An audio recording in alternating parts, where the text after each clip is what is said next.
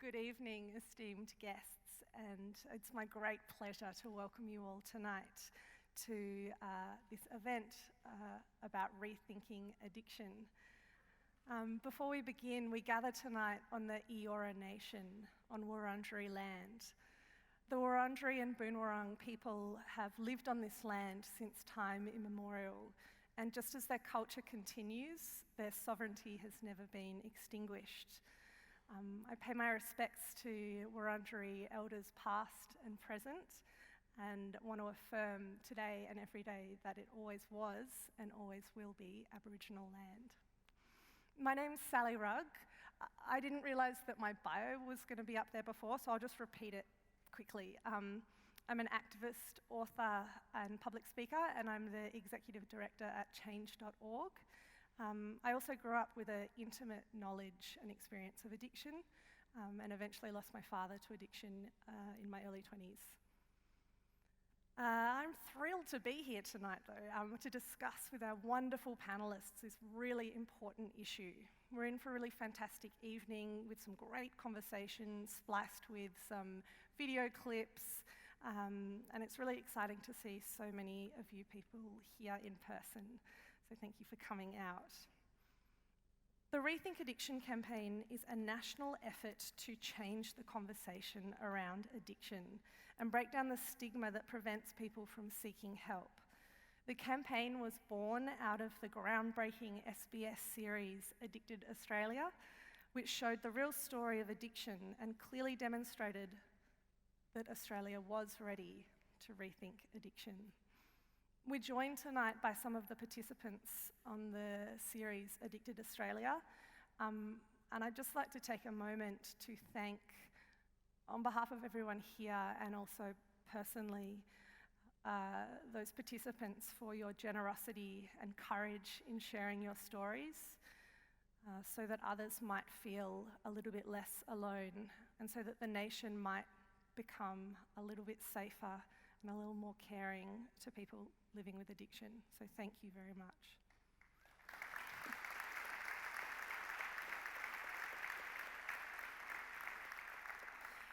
I also just wanted to add a little content note. Most of you here tonight, I imagine, assume that some of the conversations will touch on some topics that many people could find upsetting or stressful. And so I don't necessarily feel like I need to warn you that that might be in the conversation, but I do really want to encourage anybody who feels like they might need a break or anything like that, like please feel empowered to just get up and leave if you need to, or to, do whatever you need to do. We're all adults. We all use the bathroom sometimes. We all need to make phone calls. Just please never feel like you need to be glued to your seat, because that's not what tonight is about. Although I hope you are really enthralled, right? Tonight we have a wonderful panel of guests for our discussion, and I'm going to introduce each of them and invite them to stage as I read their bios. Dayne Beams is a former professional Australian rules footballer, playing 177 games during his 11-year career. Dayne was drafted into the Collingwood Football Club in 2008, winning the Harry Collier Trophy in 2009 as Collingwood's best first-year player. He played the 2010 Premiership team, and in 2012, Dayne received the 3AW Player of the Year award. Dayne moved to the Brisbane Lions, and in 2014, and captained the club during the 2017 season. Dayne has a lived experience with addiction, and in 2019, he admitted himself into a rehab facility for a gambling and drug addiction. Please make Dayne so welcome.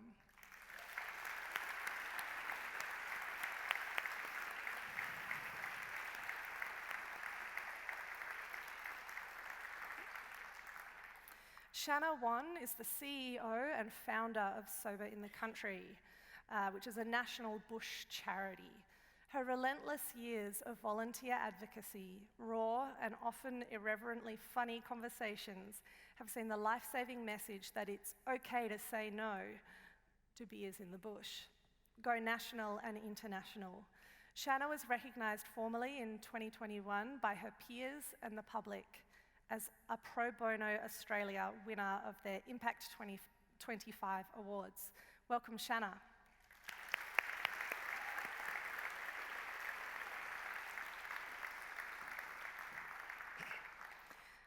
Jacob Hickey is a director, producer and writer and the current head of factual at Backfella Films.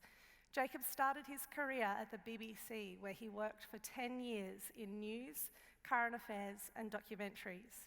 Since moving to Australia in 2018, Jacob has worked on many award-winning projects and series that have tackled major social issues, including homelessness, mental health and Aboriginal affairs. He was the writer, series producer and series director of Addicted Australia, the groundbreaking 4-part SBS documentary series that sparked a national conversation about rethinking addiction. Jacob, please make Jacob welcome.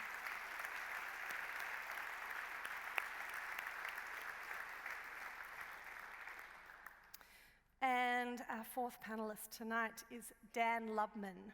Professor Dayne Lubman, AM, is Executive Clinical Director of Turning Point, Australia's leading national addiction treatment, research and education centre, inaugural Director of the Monash Addiction Research Centre and Professor of Addiction Studies and Services at Monash University. Professor Lubman is one of the world's leading addiction researchers and is regularly contacted for policy advice and community comment. Get this, he has published over 500 major reports, peer-reviewed scientific papers and book chapters, and has received numerous awards for his work. He recently led the treatment program in the groundbreaking SBS documentary series, Addicted Australia. Please welcome Dan to the stage.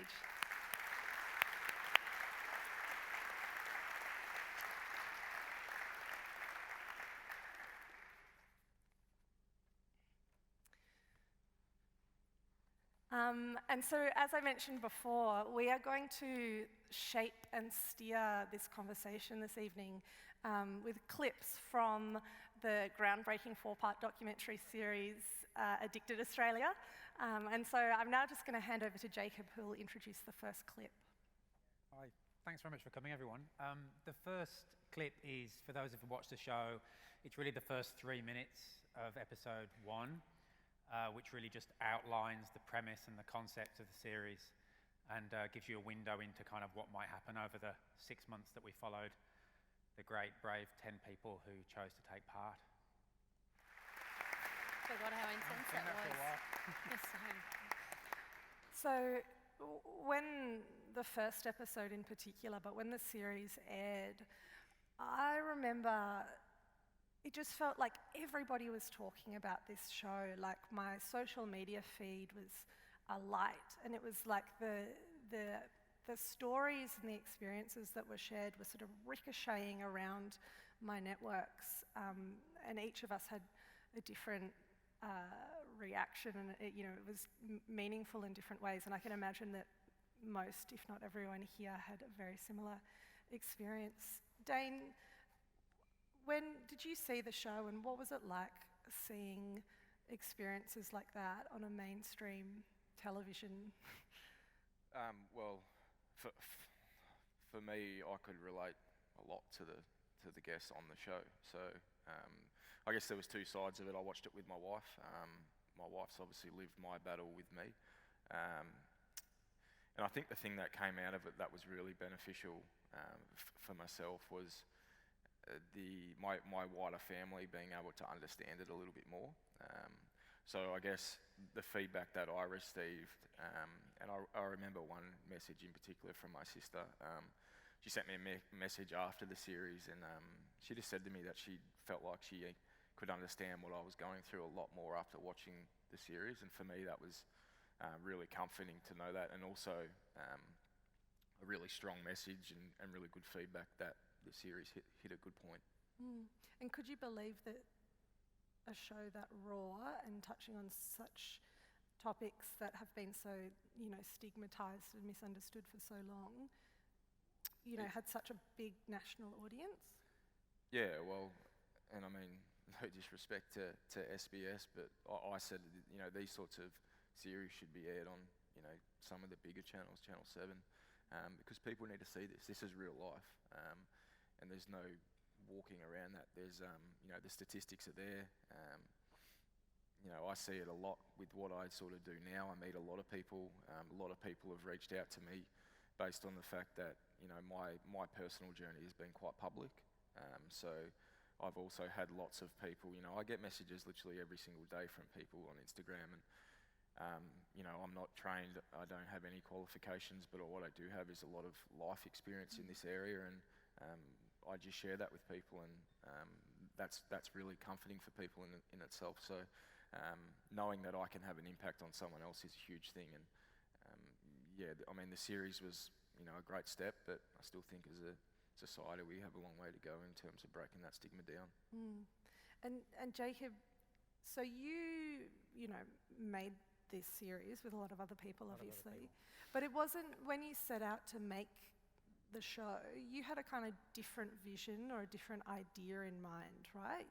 Yeah, I mean, Backfella Films is always looking to make a show that kind of looks at something with a social conscience lens, I suppose, and this was the next big issue that I was passionate about. But like every single thing I ever get involved with, at the start I know very little, and at the end you realise that you know a bit, but how little you still know, actually, because it's so much to learn about everything.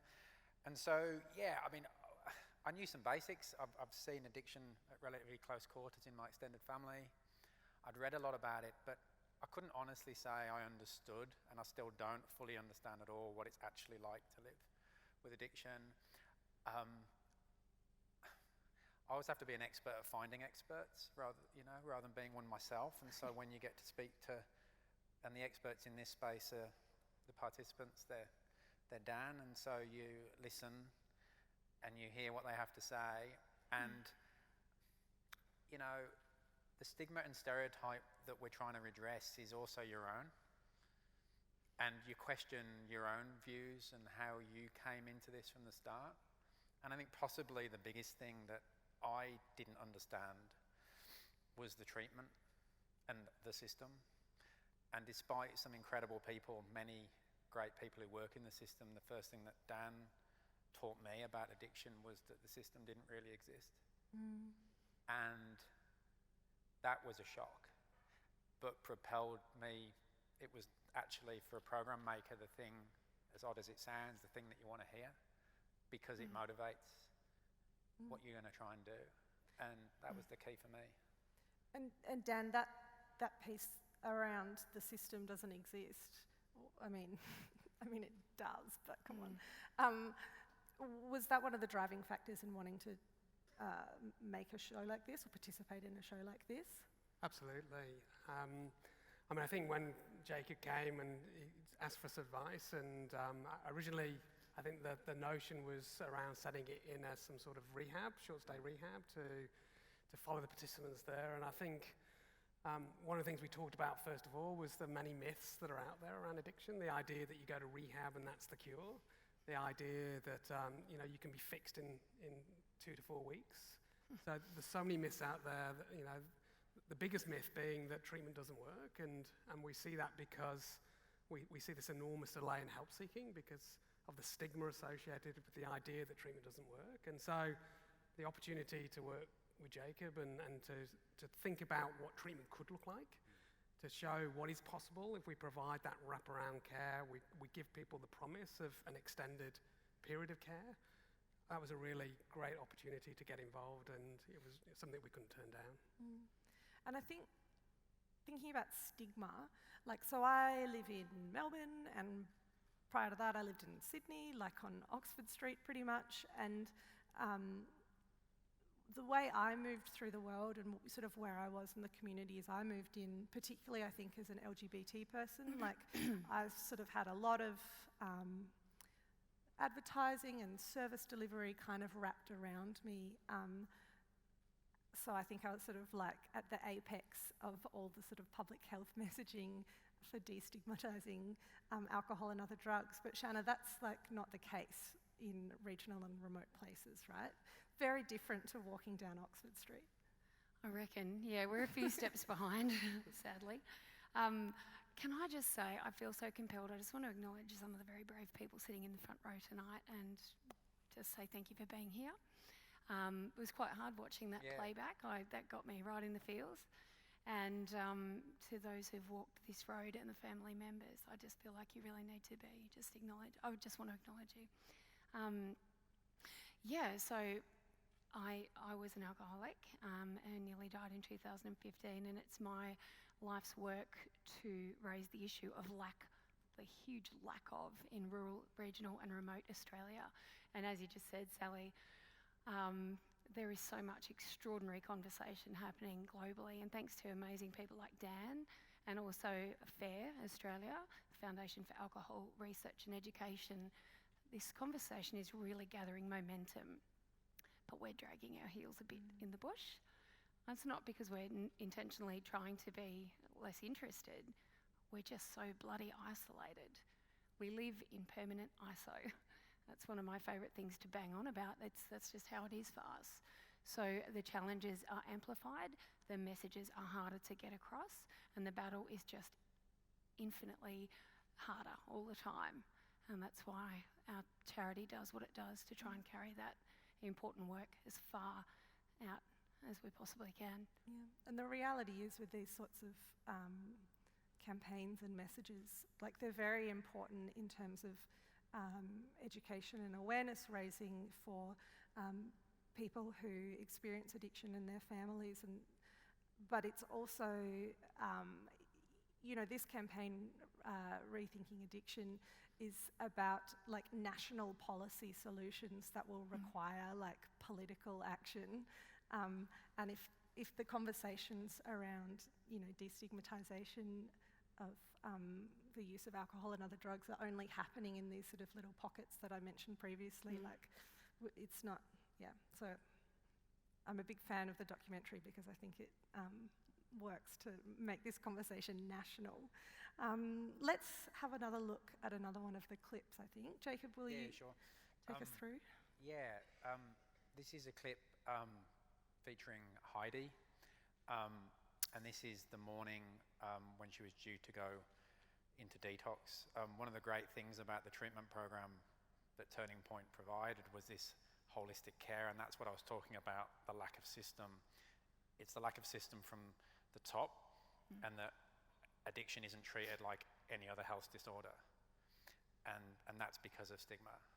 And to see all the different aspects of treatment being provided by Turning Point, this was one aspect of it, and this is the morning that Heidi was due to go into detox for a few days. So we all know what stigma is, right? Like, I feel like that stigma as a sort of general concept is something we all kind of understand the definition of, and how it largely is able to manifest and fester through ignorance, basically, like misunderstanding and ignorance.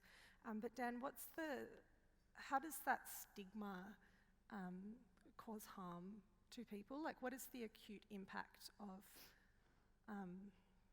ephemeral stigma on a person?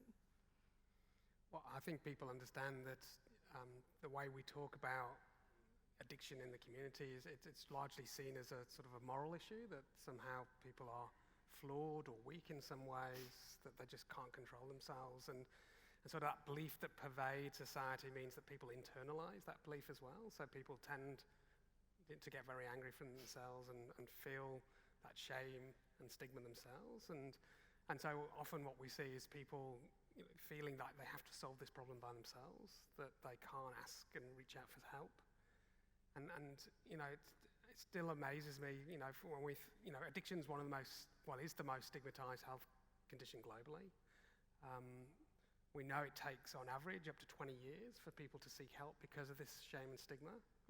And if this was any other area, if this was cancer, if this was mental health, there'd be sort of a national outrage around that sort of delay in help seeking. But yet, we still have these structures around us that perpetuate stigma and blame and shame people. And I suppose part of the campaign and being involved in Addict Australia is trying to change that conversation.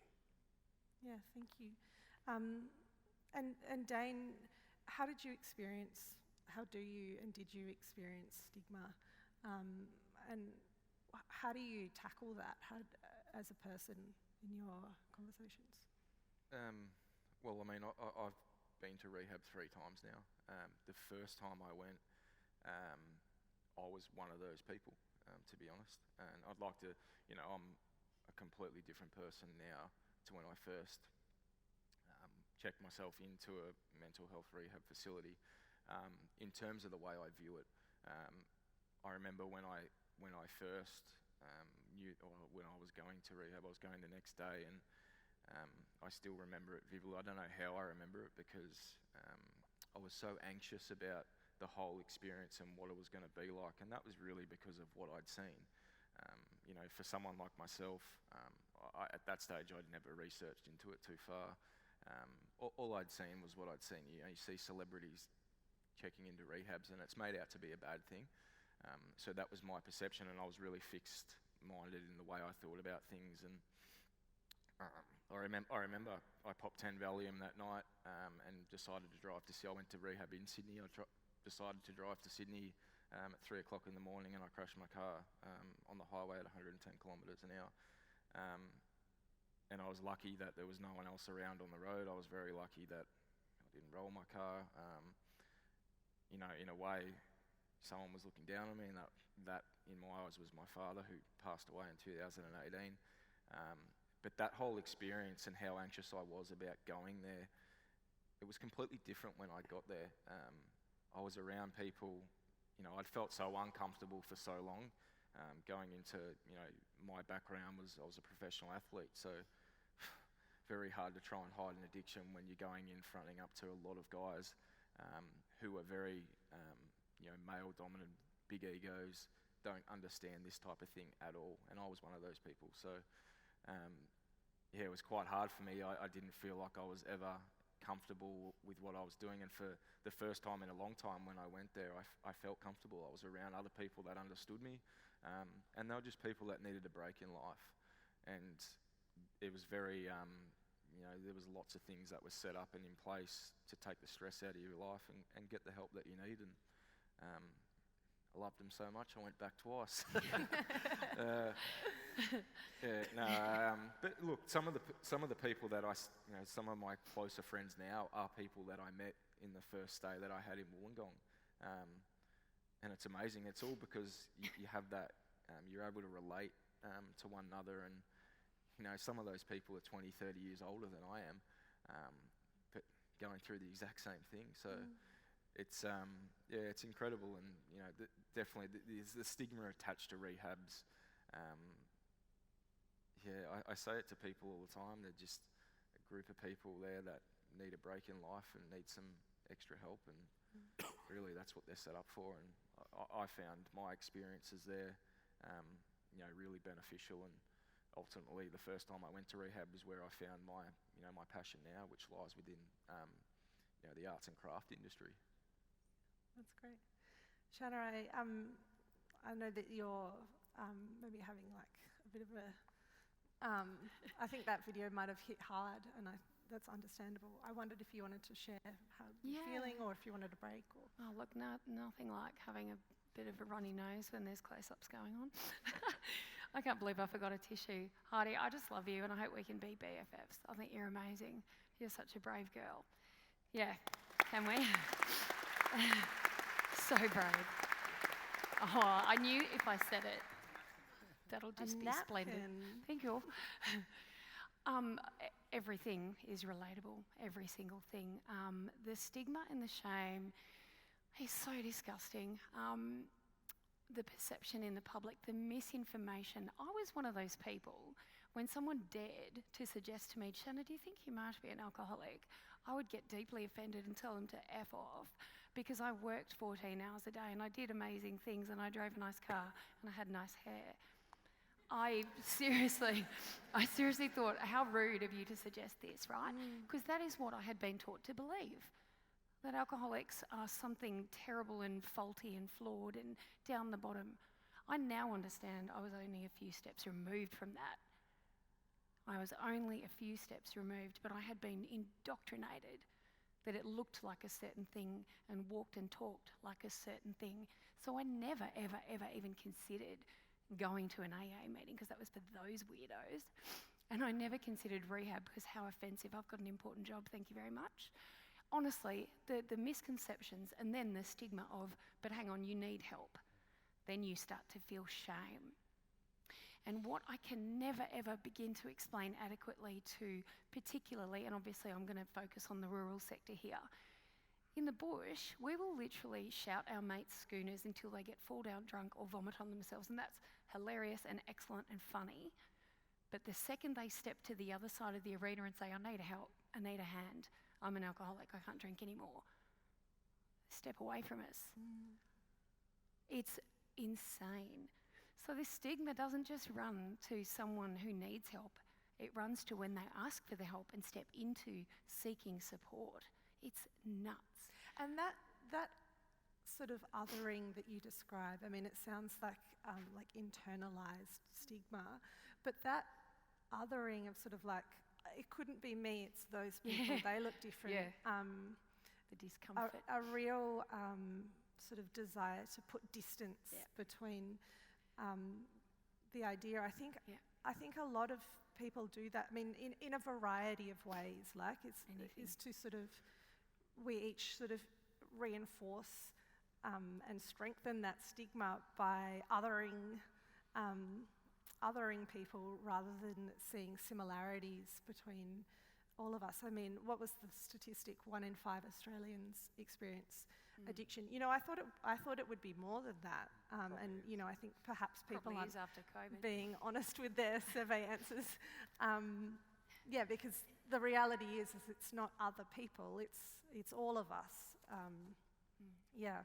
And Jacob, how did you go with, you know, the beauty of this show, and I think at the core of this campaign is around sharing really intimate, vulnerable stories, and working with incredibly courageous people who are willing to sort of open up the most intimate parts of themselves in the hope that the country might see people with addiction with humanity.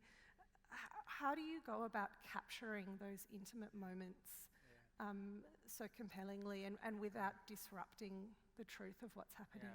Well, first of all, you employ really great people who can go out there and film this stuff, because I ran things from the base and people went out there. But seriously, I started as a journalist, and journalists tell stories, but I've got a different opinion, which is that we get out of the way of the story as often as we can and let other people tell it. And actually, the job of it was to hand it over to Heidi, to Lucas, to Sarah, to all the other guys who were brave enough.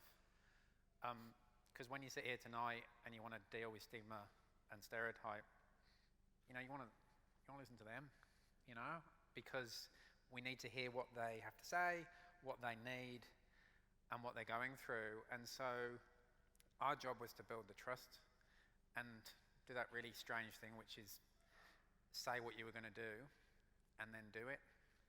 And what we said we would do is we would film for 6 months, and we'd film everything. We'd film all the treatment, and we'd film anything that they allowed us to in their lives. And if they didn't want it filmed, they could tell us that they didn't want it filmed. And that was it was a lot more detailed than that in terms of the duty of care and the protocols. But at its heart, that's what it was. We were handing over the story to people who knew the story. And that was Dan, and that was people at Turning Point, but it was actually the 10 participants and their families, because we're only gonna break this down if we listen to those guys, because they've lived it and are living it and will continue to live it. Thank you. We're about to watch another clip, and this one's going to talk about peer support, which Dayne, you were talking about before, but I thought I might just give a couple more details on this incredible campaign that we're here to launch tonight, the Rethink Addiction campaign. So like I said, it's a national campaign, and it's primarily focused on education and also advocacy for people's attitudes towards addiction and people with addiction.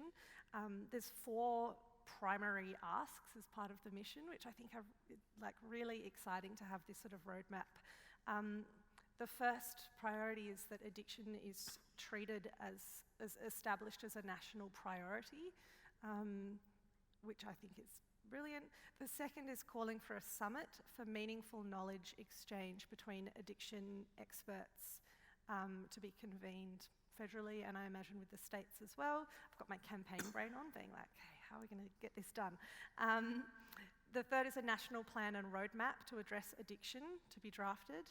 And the fourth is a dedicated addiction research fund to be established. So before we head to the next clip, I just wanted to thank you all for being here to launch the incredible campaign. Jacob, take us to the next clip. Yeah, the next clip, I think we've talked about it briefly, but group peer support, which I suppose when I came into this, I knew was that thing that happens at AA and NA. That was like my knowledge, and you'd seen it in dramas on telly occasionally. That was my knowledge.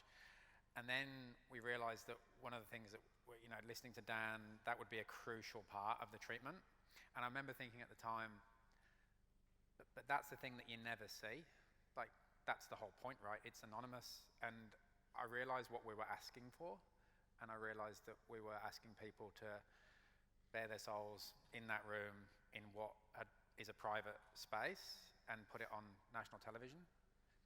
And we were really aware that that's what we were asking, but we were honest about that's what we were asking, and we listened to what people had to say, and then we tried to step away and put the cameras in the room and leave them to go at it. And I think hopefully what this clip shows, and this is about halfway through, it shows what a group can do when it's running and is running itself. And I think, yeah, it's just a great example. It speaks for itself, but the trust and the intimacy and the care that they have for one another and what group peer support can look like. They were so good. They were amazing, weren't they? Dan, it's fairly evident watching this clip and from the testimonial from Dayne earlier, but sort of like with your professor hat on, can you explain the mechanics of why peer support is so valuable and what we, not me, but what the royal we means by an integrated care model? What is that?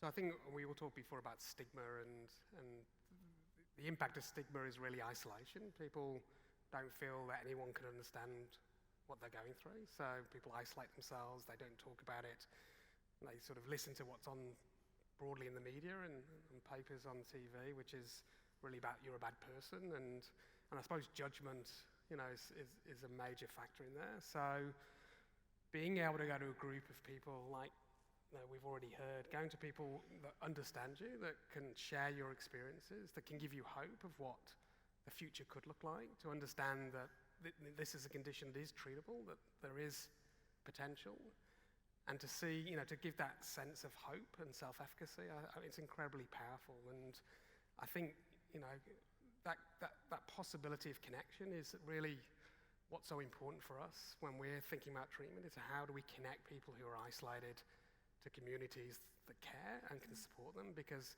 once you have that connection, in your networks, then we know that's a very powerful mechanism for change. We know that the more people you can have in your network that are sober or in recovery, that again is very predictive of your own recovery. And we know that the more meetings that people go to, whether it be AA, NA, or any sort of other community groups, it's that sense of connection and support. We know that's one of the most powerful predictors of recovery, and that's why it's so critical that we help people get to that support as quickly as possible.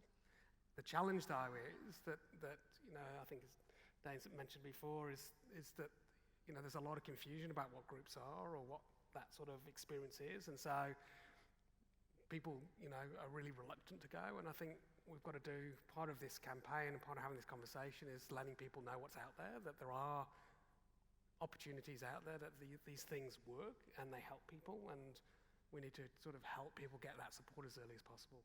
And so an integrated care model, that's like this sort of peer support as well as therapies and other interventions? Is that what integrated care model means? Yeah, I mean, we're fortunate here. We do have a whole range of different treatment options around addiction. I think the problem is that they're all funded in silos and they're not connected. And that's what we wanted to show in this documentary is what would happen if we take all those elements, medical support, counselling, psychology support, social work, peer support, ability to access detox and rehab, that continuity of care, and put it together and say, look, here's a whole raft of options for you. You pick what works for you. We're here on that journey with you. But you've got a whole smorgasbord, really, of options available. And you're in the driving seat. You choose what you need. But we're here, and we're going to give you a greater experience as we can. Yeah, fantastic. One of the things that when talked to Dan, and SBS kept asking us, I said, so what's so special about this treatment program? And I listed the things that Dan was providing. They went, but doesn't everybody get that? And that's what I meant about the system. It's like, yes, all these things exist, but putting it all together and giving people that through care for that period of time didn't exist. And it was a really interesting dynamic between what TV people wanted and me saying, no, trust me, this is radical, you know? And yeah. Shanna, when we first met over Zoom, you repeated, I think, at least once, maybe twice, a phrase around connection. Do you remember what that was? Oh yeah, there's a beautiful phrase that the opposite of addiction is connection. Yeah. And while recovery from whatever it is multifaceted and has heaps of elements, holy moly, nothing beats the connection. And yeah, it's a huge part of the discussion. There's a beautiful TED talk around that actually. And speaking of the rural space and that whole aspect of connectivity, it's again amplified and difficult. And I will say to anybody that the day I drove 300 Ks with my beautiful husband to go to a meeting, and I walked into a room and saw all these other humans that were normal, and in the same fight, it just changed everything, just to connect, to identify and go, oh my God, there's more of you. You think you're alone. So now take that battle, right, and take it out west where you might not have a choice of meetings, within Kui. What happens to people who can't get that face-to-face connection? It's really horrifying. And I'll say that the one hidden silver lining, if you like, with this revolting pandemic is that it has shown the entire globe how extremely heartbreakingly difficult it is to overcome addiction in isolation. And rural Australians have to do this in permanent ISO. Like I said, that's our normal. I actually ran a recovery group for a couple of years and baked scones and everything. Opened the building and nobody came. It was very sad and dejected. So this is the thing, right? We can't have anonymity in a teeny tiny country town. We can't rely on models that are effective elsewhere. We need, and again, as bringing this back to the Rethink Addiction discussion, we need to rethink how it works for people who are hundreds and hundreds of Ks from anything that even looks like making sense for them as to what you might do in Collins Street. So it's that connectivity. Through Sober in the Country, we're doing that online because that's our only option, which was all sorts of progressive back in the day, but now it's just how it is because of COVID. So yeah, I think federal and state funding to improve those sorts of things is just a no-brainer. It has to happen because that connection, an easy, accessible connection, will save a life. It's that simple. Yeah, I suppose one thing, the other thing that COVID and the lockdowns that have happened as a result, while compounding, I think for a lot of people, the struggle with addiction, I think it has also opened up a whole bunch of opportunities for services and professionals and support and stuff to go online. People were really. I had a telehealth appointment today, and I'm like, keep this. This is great. Yeah. Dayne, how does the internet and social media play for you with keeping up with peer support and also being visible to people who need to see you? Social media can be the devil, and then it can also be, what I try to use it for now, and that's influence people in a positive way. The way I see it, and the way I see my life now is I've got a real opportunity, whilst I'm still relevant freshly relevant out of the game now, but I still tend to be a talking point for people and how I'm going, and because my life has been quite public the last sort of 3 or 4 years, I try and use that in a positive way to reach as many people as I can, because it is a weight of numbers sort of game. I feel like the more people understand this, the easier it gets to talk about it. For me, before I left for rehab, I was quite isolated. I didn't want to talk about any of my problems. And then all of a sudden you get there and you've got 15 other people that are talking about the exact same thing, and then you literally can't shut me up. It's just amazing relief and weight off your shoulders when you can do that. Because the way I looked at it, I couldn't go and get in a team meeting playing footy and talk about how I blew 50 grand yesterday on the races, or smacked a packet of endone. Like, I couldn't talk about that sort of shit because the people, they wouldn't have understood, and there would have been the judgment there as well. And the things that I needed to talk about at that point in my life, I could do it easily with the people that I was around and have that connection and be able to relate with one another, and it just gets conversation flowing and started. And I remember one guy in particular, and I'm sure he won't mind me saying this, and I still talk to him now, and he was a really scary, like when we first sort of sat down for our group therapy, we entered the facility at the same time, and he just did not talk. Like, he was a genuinely scary guy. He had alcohol problems, and he'd been away, and he'd fought in the military, and had some really bad PTSD, and he's a really great guy, but he just would not talk, and he just had that very scary sort of look about him. 3 weeks rolled around and he was nearly running the sessions. And it just goes to show, like, that 3-week period, he went from someone that, was there, and all of a sudden he was here, and it was amazing for me to see that, because I'd never experienced anything like that in my life. I'd never thought that I'd be, sort of dealing or battling with the issues that I was. So, yeah, it just goes to show that, peer support, and then that continual peer support is crucial in recovery. Absolutely, thank you. Jacob, will you take us to our final clip? Yeah, sure. So I think Dan said at the very beginning of this, one of the ambitions of the series, but also this campaign, is that to show that treatment works.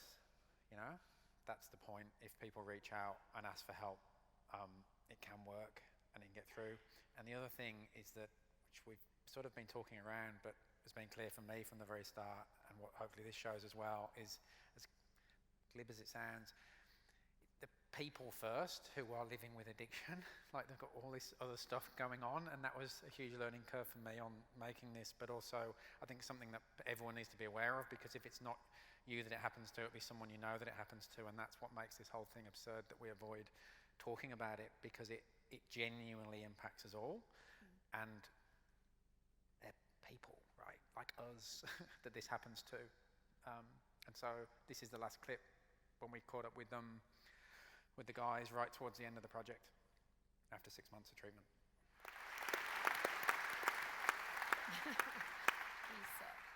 Something I loved about this show, and also about the campaign, and something that you've said several times, Dan, is this message that recovery is possible.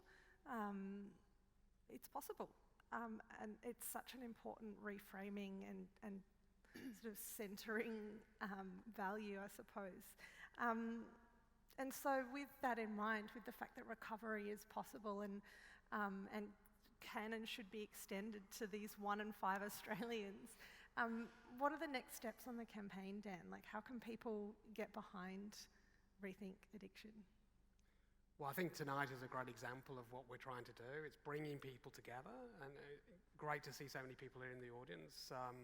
We've been overwhelmed really with demand. We've sold out tonight, which is fantastic. We have people, this event was oversubscribed, and it really, I think, speaks to the issue that Australia is ready to have this conversation around changing how we think about and how we approach addiction. So it's a fantastic opportunity.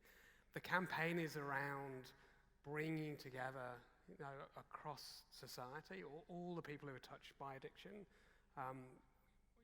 As part of finishing around the time of the documentary, we thought we need to put something together to really mobilise the community around what we saw on the show, and really the bravery and the courage of the people on the show, and really addressing that shame and stigma and stereotype that we see in the community. And I suppose we were blown away that within a very short space of time, we had over 40 organisations signed up, and that's from medical colleges, nurses, health authorities, ambulance services, universities, unions, just across civil society, and that number has continued to grow. And I think the message is we need to change the conversation on addiction. We need to have that conversation. We need to say what we have at the moment is just frankly not good enough. And the system is broken, it doesn't work. We need to break stigma. We need to overcome the enormous challenges we have. And we're so fortunate to have this campaign, to have so many people part of this campaign. This is one of many events we've got planned. And I'd encourage everyone who's here tonight to, if you're not already signed up for the campaign, already signed up for the petition, to do that tonight. And not only do that, go home, or stop people in the street, get them to sign up for the petition as well. Get as many people signed up, because the more momentum we can have, the more that we need to sort of bring this out into the open and actually have this honest conversation about addiction, because we can all agree that it doesn't work. It's not working at all, but it's something that's taboo and we haven't talked about. And I think the last 5 years have seen us talk about things that we never wanted to talk about before. We've been talking about institutional abuse. We've been talking about family violence. We've been talking about sexual assaults. Most recently we're talking about suicides amongst veterans. So all these things that nobody wanted to talk about, and it's often underpinned by trauma. They're things that we don't want to talk about. I think addiction's part of that conversation, and it's the time now to have that conversation. And particularly post-COVID, I think everyone, as Shanna has said, has understood a bit of what it's like to be isolated, to be insecure, to be disconnected, and I think the time's right, and just encouraging everyone to join the campaign and continue to support us. Shanna, this is your life's work, like changing the conversation and connecting people and providing services to people in regional and remote communities. What gives you hope? What drives you forward? Oh God, Sally, I've only got 2 minutes. Okay, let me try. I was just, I was sitting there going, how do I make this count? How do I make this count? I could talk for hours about it, because there's so much hope. There is so much hope, looking at everyone. And it's not that hard. It's not actually that hard if the right things are in place, And it begins with a conversation, and it includes connection, and it includes a society that can digest this conversation. And what I will say is that, in 2015, my family were planning, I only learned this a couple of years ago, my sister-in-laws were trying to figure out what they would do for my funeral, what they would do with my dog that I love. I was the most hopeless, broken, devastated, destroyed alcoholic. I was suicidal, and it was all over Red Rover for me, I thought. And I connected, and I heard other stories, and I found hope. I still, to this day, have not had treatment. You can make it with less than what you even think, so imagine the possibility when there is something in place. So I guess, I feel really compelled to say tonight that if you're struggling with an addiction, or if you're a person who has the horrific misfortune of loving one of us, because it's pretty hard, please don't give up. And there is hope, and there's so much goodness ahead. And I believe every single person can recover. I truly believe that with all my heart.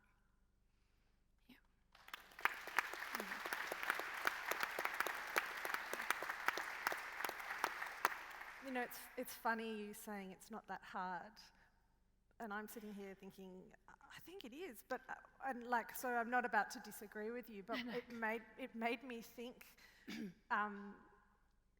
People with addiction are incredibly strong, and one of the biggest points of misunderstanding or ignorance is that addiction to drugs and alcohol makes you weak, when it is the inverse that is true. People who are living with addiction are profoundly strong already, and perhaps there's hope in there as well. And Sally, I mean that with things in place, it's yes. possible. Even with little things, it just amplifies the possibilities. So just to clarify that, and I can see it's tough for you. Yeah. Dayne, what does success for you look like now?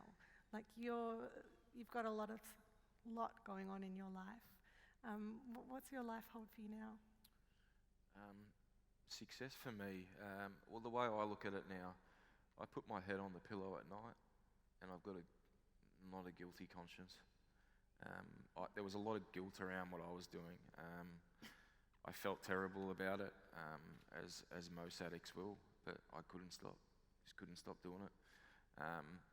So the biggest thing for me right now is being able to put my head on that pillow and know that I'm telling the truth every single day. Because the lies, it consumed me a lot, and more broadly speaking, it consumed my closer inner circle of family and friends. It wasn't just me that was affected; it was everyone around me, and that collateral damage, is still being repaired now. But I'm really positive about the facts of where I'm going in life. I've never been clearer. I've never understood myself better. I think that was a big part in my recovery, was actually understanding myself. Getting into the roots of my childhood and some traumatic things that happened for me as a kid that potentially led to some of my thought processes now, and really understanding that and being conscious of it was such a big thing for me, and it really changed the way I looked at things and the way I attacked life, and I'm such a different person to the person that I was 2-3 years ago. It's nearly approaching 2 years since I last gambled, and about 15 months since I took a drug. So honestly, I didn't think that was possible. When you're in the grips of it and it's got you, you don't think it's possible. But as many people sort of said to me, and I seeked a lot of success stories. I wanted to see people that had gotten through this. I wanted to have their opinion. I wanted to hear from them. I craved that. I needed to see it, and as time went on, day by day, literally just broke it down day by day. Each day that I got through, not taking a drug, not betting, was a step in the right direction. And as time goes on, look, I honestly, I go months now where I don't even think about horse racing, and that's something I did for 16 years, pretty much every day. And I can now honestly sit here and say that I don't even think about it. And that's just an example of where you can get to. It is possible. You just need to talk to people, and really do the work. There's a lot of people always now, like I get a lot of people talk to me, and probably the most common thing is people rely on medications, and medications are great. I'm definitely not against them. I still take medication in conjunction with therapy and in conjunction with talking to people, living a healthy life. All these sorts of things, they add up to being able to, as I said, put my head on that pillow and wake up clean and happy the next day. Yeah, fantastic.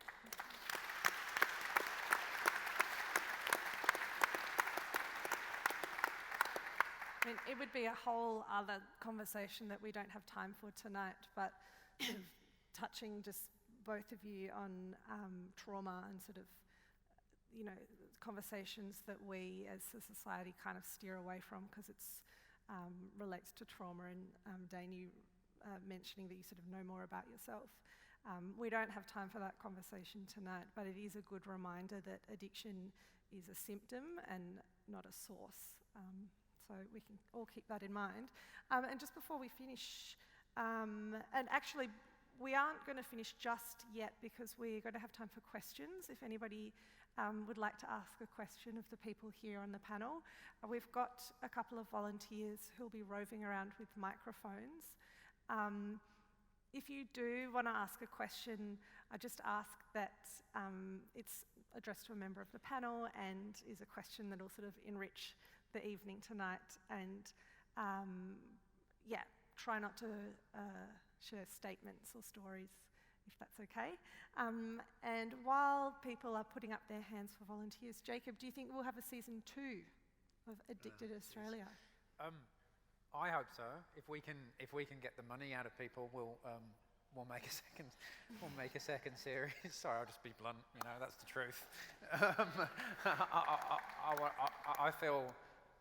I feel duty bound to make it. It was sort of about starting a conversation. The conversation needs to keep going. I think about addiction, and I think about where mental health conversations were just a few years ago, and that wasn't on the agenda, and it's happened so quickly. So I think this can happen just as quickly. I really believe that, and I think that we wouldn't have been able to make this show a few years ago. Not a chance. No one would have commissioned it. They didn't want. Well, there was quite a battle to get it on the telly, and I think that. And it's great that we were back, but I think that is an indication that people were ready for it, even if they didn't realise it. And that says a lot about this campaign too. There's a readiness, and you've got to capitalise on that, and you've got to keep it going. Thank you. I can't see the audience, so I'm not sure if you have your hand up. Over here? Sure, thank you. Hi, Dan. My name is Francis Akwa. I'm a mental health nurse, and I think I've known Dan for quite a long time. Now, I'm representing a community, probably I can't see anybody from the African community. I can't see many people who would say they're from the cultural and linguistic community, which is very sad, because just walking up the street here, I saw a number of people on the street who we know are drug addicts. But my question to Dan, you said the system is broken. The mental health system is also broken. And I work in a place where I've got my own practice now. It's called Positive Wellness Recovery Center. I get paid $56 by Medicare. When I need a psychiatrist to see one of my patients who is ready for the addiction program, what's the waiting period like? $550. 2 days ago, I went to the Melbourne clinic to try and find a psychiatrist. They told me a psychiatrist there cost $700. How are we going to change this system? How are we going to change this system when the people are ready? Now, I've just actually got a patient admitted, I used your name, Dan, sorry, to the Box Hill Hospital. What happens to the families? Sadly, a young lady, and I'm not breaking confidentiality by saying part of the whole process was a nightmare. I personally went and picked her up. I don't know where Park Orchard was. I thought it was near the city. I promised I want to deposit her at the hospital. And I went to Park Orchard from Epping and took her to the hospital. I won't go through the rest of the thing. But Dan, how can we change the system? I think we need a royal commission similar to the mental health. Thank you for your question. Thank you. Dan. Well, thanks for the question. I mean, I think that's why we're here tonight. We're here because the system does not work. When people are reaching out and asking for help, help isn't there when people need it. It's often not there for the length of time that people require it.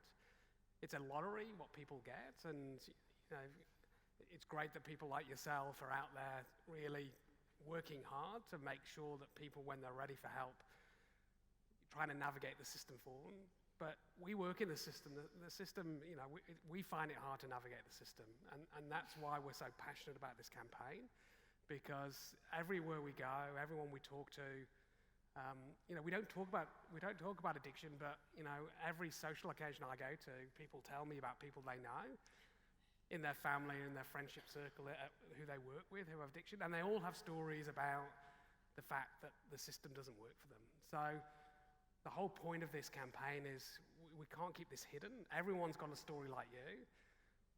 This whole campaign is about amplifying those stories, saying enough is enough. Why are we preferencing people, for example, with physical health disorders? And now, fortunately, we've got a Royal Commission of Mental Health where we're looking at how we improve that system for mental health. Why are people with addiction sort of second-class citizens? Why can't they get the treatment they need when they need it? And completely agree, we really need to use this campaign. We need to get as many voices like yourself on board to really advocate for change. And particularly on your issue around cold and African populations, as you would know, it's a huge, even double stigma in those communities, even harder to sort of have the conversation, but we need to mobilise the whole of Australia here to really be honest about the challenge that we're facing and really bring everyone together under this Rethink Addiction banner to really make a difference. Thank you. I think we've got time for one more. Just down the front here. Oh, sorry, up here. So we'll go up here and then down the front. So we'll do 2 more questions. Thank you. That's on. Hi, my name is Andrew Wilkinson. I'm from the Overcomers Place in Sydney. I'm very pleased I've come down to witness this tonight. I applaud the initiative. The question I have is, one of the objectives of Rethink Addiction to achieve a better understanding around the treatment of trauma and treating addiction and the downstream positive impacts that'll have in terms of all the things you've talked about tonight in other contexts. In other words, abuse and a whole range of other family problems. Is that one of your objectives, to say that addiction recovery and trauma treatment is one of the upstream answers to creating huge health benefits across the rest of the system? I think totally. To you, Dan. Thanks for your question. Thanks for a question, and I'll give you the money later for the question. Absolutely. I mean, I think we have a very superficial discussion around addiction currently. What we see in the newspapers, what we hear on the radio, what we see in the movies is a very superficial discussion of addiction. Addiction is just about drinking too much, gambling too much, taking drugs. We know that's not what addiction is about. As we talked before, addiction is often the solution to something else that's going on. And so we need to look beyond the addiction to look at the whole person, to understand what is driving that. And unfortunately, we live in a system where most people don't get the training to understand what addiction is, don't understand that is more than just the behaviour. And that's what the campaign's about. It's about having the opportunity to have this broader discussion. Let's look beyond just the simple behaviour. Let's look at the root causes. Let's understand what that is, and let's do something that is going to make a big difference in that space. Thank you. And down the front here. Hi, I'm Gab, nearly 3 years sober. Thank you. I've got a question for the panel in general. Obviously with Rethink Addiction, this is, we're already in the thick of it. Someone's addicted or going through addiction. I had my first drink as a 12-year-old rural girl from the country. That's what we did. We, got drunk. I literally got very, very drunk at 12. That was my first drunken experience, and I don't remember not drinking after that until I literally stopped nearly 3 years ago. So part of this program, are you looking at any type of preventative education? We're seeing the consent stuff at the moment coming through schools. Is this something that could potentially be part of the program around your Rethink Addiction? I go to Shanna first. So the question around, I'm going to throw the question to you, thinking about what is the value and benefit of early intervention education for young people as a preventative? 100%. Go the Bush Girls. It's a serious, serious opportunity, isn't it? And I'm going to shamelessly share my favourite quote, which you might have seen on our website, which says, There comes a time where we've got to stop going downstream and pulling people out of the river when they've already drowned. Let's go upstream and find out why they keep falling in. Thanks, Desmond Tutu. Isn't that a beautiful quote? Not mine. Yeah. And it kind of ties in with what that gentleman asked up the back, and Dan said, the benefits, if we can get in here rather than waiting until it's all down here, from a pure hard dollars economy perspective, it's blatantly obvious. I don't know if you guys know, you don't probably live and breathe stats like some of us weirdos, but it's like $32 billion a year is the cost of alcohol harm, right? So imagine if we caught a Shanna at age 15 when she's, experimenting with alcohol at the country pub because she wants to be cool. Imagine the cost if we'd gotten in there with some more relatable, proper education driven by lived experience rather than people who've never been there. We would circumnavigate so much of the horrific cost, not just to families and loved ones, but to the taxpayer. So we're all involved, whether we want to be or not. So yes, I just think it's a no-brainer. Let's get it in early. And I know that Dan and Turning Point I think we all share the common goal of prevention over cure any day of the week. It's just a really fabulous thing to aim for. But again, we've got to amplify that, break the stigma, break the conversation, make it palatable, and that's how we get in here, rather than waiting till it's way too late. And I hope that's half a good answer. And so, Dan, quickly, it'll be part of the campaign? Absolutely. Great. I mean, I think, we as Shanna says, we've got to have the conversation, and I think once we have that real conversation, it's about what's the broad steps that we need to put in place. That's the conversation we're having for every other health condition. When we think about cancer, we're not building cancer hospitals and not doing any screening and prevention. I'm waiting for people to present with end-stage cancer. We're doing a lot of that work upstream. Early intervention is the mantra of the health service. Why are we waiting 20 years for when people present with a whole range of other complications? As Shanna said, we shouldn't be downstream. We should be getting in early, and we should be doing the best we can. Great. Thank you for your question. Thank you to all of our questioners. We're going to close the night tonight with Dan taking the lectern to make some closing remarks. Before he does that, I'd like to give a huge round of applause to all the people in the audience wearing the white Rethink Addiction t-shirts. They're here as volunteers tonight, and thank you so much for being here. And keep those applause going for our panel tonight, Jacob, Shanna, Dayne and Dan.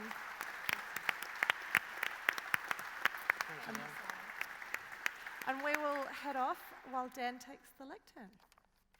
Don't go too far, though. Okay, well, we'll stay here while Dan takes Thanks the so lectern. much. Well, thank you all for coming tonight. What a brilliant evening. We've been planning this for a couple of months, but certainly this has exceeded our expectations in terms of the turnout tonight, the enthusiasm that we see, our brilliant panel. What a great conversation to have. And it's,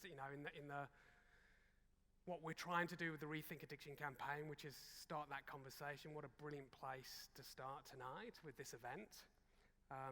And the fact, as I said before, that we've sold out, that we had a whole waiting list of people wanting to come, it really shows us that there is this conversation that people want to have, that is time to start to have how we can change this conversation. Australia wants to change this conversation around addiction. I just want to take this opportunity to thank our brilliant moderator, Sally Rugg, who gave it this evening tonight.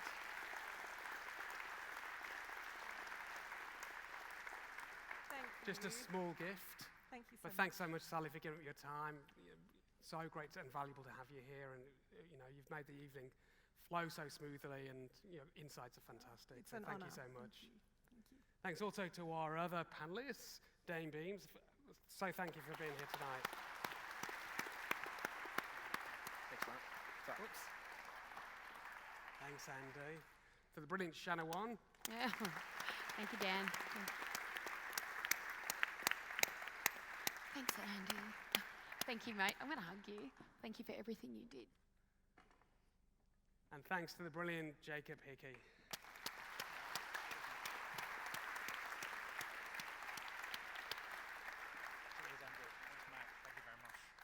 I think you can all agree, we've learned a lot from their insights and experiences, and it's been a really rewarding and rich evening just hearing their different perspectives, and I think that gives us all hope about what we can do on this campaign trail. I also want to take this opportunity, we've said it before, but I really want to thank the courageous and brave participants on the SBS documentary, Addict Australia.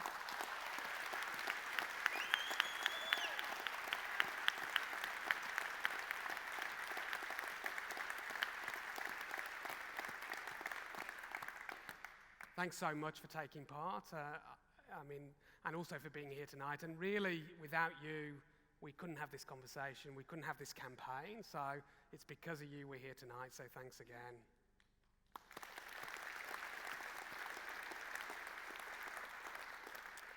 I also want to thank the board members, executive, and senior staff at Turning Point and Eastern Health. They've been incredibly supportive in helping us put on this event. All the people in the white shirts here tonight worked tirelessly to put this event together, and please put your hands together and thank them for their great efforts.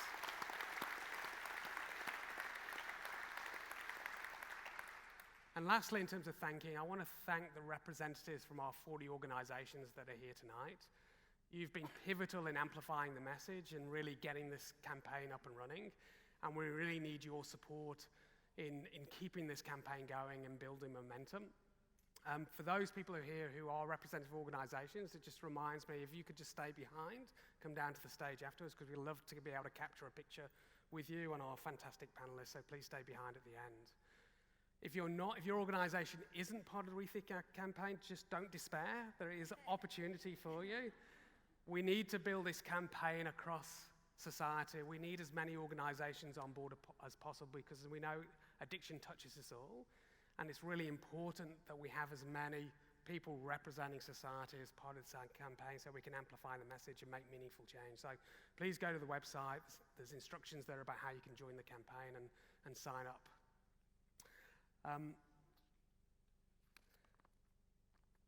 One thing I'd like you all to do, before you leave here tonight, I'd like you to take out your phones and look up rethinkaddiction.org.au. Make sure it's on your phone when you leave this building, and make sure you show it to every person you come in contact to, whether it's your family, friends, work colleagues. Show it to everyone, spread the word. It's really important that we amplify this message, we get the conversation going. Please go on the website. If people haven't signed up to the campaign yet, please sign up. It's really important that we get your voices on board. It's really important that we have the opportunity to tell you about the exciting events that we have ahead for you. And if people feel that they can, please share your stories. As Dayne said, hearing people's stories of hope, people's stories of what must change. I think the more stories that we can have, the more we can share those voices, the more chance we have of making a meaningful change. So please share those stories if you can. Before I wrap up, I've got some really exciting news, our last announcement. We started this campaign because we know the system is broken. The system is broken for so many people. It's so hard to navigate, as one of the questions really illustrated before. We know there's got to be a better model of care out there to ensure that people get the treatment when they need it and for as long as they need it. We know that we're on the right side of history on this campaign, and we need to break down the stigma that stops people from seeking help. Tonight, I can announce that this year, on the 31st of August, in line with International Overdose Awareness Day, we're going to have the first National Summit on Addiction in Canberra. So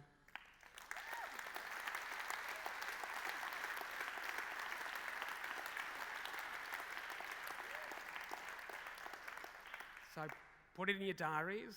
You're all welcome. Tell your friends, tell your families, tell your colleagues.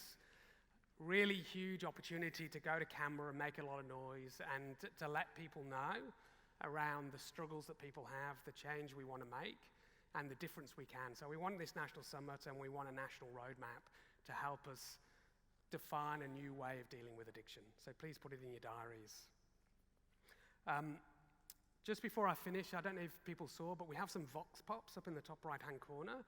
We'd really love to capture, if you haven't had a chance already, we'd really love to capture your thoughts on this evening around the campaign, around addiction.